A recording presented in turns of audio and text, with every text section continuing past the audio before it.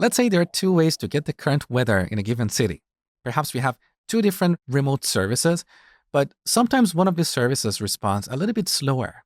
So we want to call these services concurrently. And as soon as we get a response, we're going to display it to the user. Let me show you how to do that. So I'm going to create two completable futures. Here's the first one, completable future that supply async.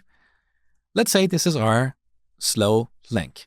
So in the body of this Lambda, I'm going to call long task that simulate and then return 20. That is the current weather, let's say in New York City. Now we create a second task, completable future that supply async.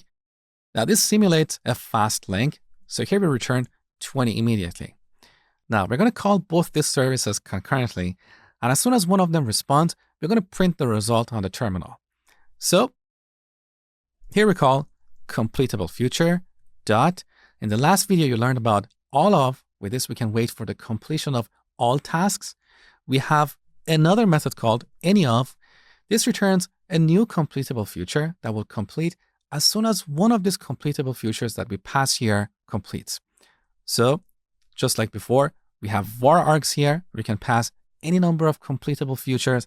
I'm going to pass first and second. This will give us a new completable future. Let's store it in this variable, fastest. Look at the type of this variable. It's a completable future of object. Now, right after we get the result, we can call then accept. We're going to consume the result. So we get the temperature and print it on the terminal. Now, let's reformat our code. That is better. So run. See, we got the result immediately. We didn't have to wait 3 seconds to get the current weather from our slow service.